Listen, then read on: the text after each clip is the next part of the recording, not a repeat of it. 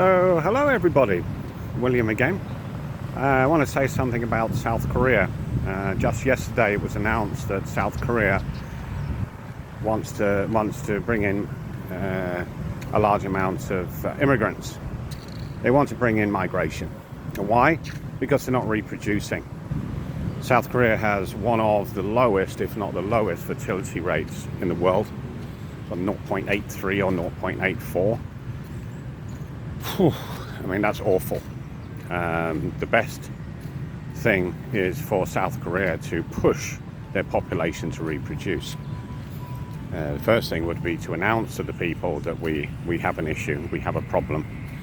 We need to reproduce more, we need more babies to obviously fill up the houses, fill job posts, etc. They need to keep their culture alive and their identity alive. They should not bring in mass immigration. And what I would be very, very wary of is that they just let the floodgates open like we did in Europe, Western Europe and the Med. Then you're going to have people like from Somalia, Eritrea. You don't need these people. They're not positive for a country, I'm very sorry to say. I wouldn't take anybody from Africa. I know that's going to sound racist, but I wouldn't bring them in. Because what you're going to have is you're going to have certain individuals crying racism all the time. They're never truly going to be happy.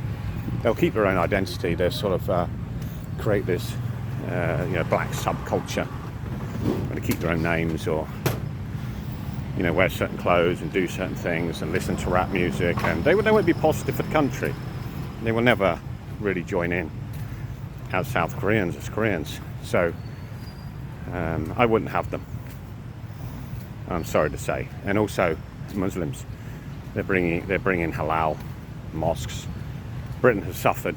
I mean, we have 3 million Muslims in Britain, mainly Pakistanis and Bangladeshis, and we've suffered. We've had thousands of white girls being raped. They call them Muslim grooming gangs, but they're actually rapists and paedophiles because they're all been underage girls, and we have suffered. And of course, a lot of these people will be fighting against us, really, with our foreign policies, etc. I mean, in the future, South Korea, if it has hordes of Muslims in its country, it will affect their foreign policy. These people will be outside, government buildings in South Korea chanting, down with this, down with that, outside the Israeli embassy, shouting down with Israel, etc. So I don't see these as a positive people either. And I think really they just need to push, or if not force, people to reproduce in South Korea. Simple as that. There can be incentives. They can pay the money, 10,000, 20,000, free this, free that, free baby food, free nappies. They could really support the population, support the women, the men and women and the couples to reproduce. This was actually tried in Romania in the 1980s. They needed more people. They brought in very draconian measures. It was a communist country. They checked people if they were fertile, asked questions, why haven't you had a baby, etc. Sometimes you need to do these things. If your country needs more people, needs more babies, then you have to make a concerted effort to try and get the people to do it.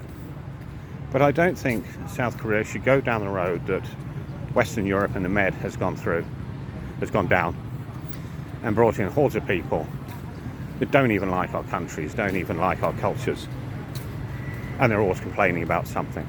I wouldn't do it. I suppose that they could take the Vietnamese. They're an Asian people. Lots of Koreans do actually marry Vietnamese and bring them back over to South Korea and have babies with them. They could even take Filipinos. I mean, there's lots of Christians in South Korea anyway. So what I'm saying to South Korea and the people of South Korea, please be very careful who you let in. Do not make the same mistakes that we have made in Britain, Western Europe and the Med. Don't make the same mistakes, and be very careful who you let in. Thank you.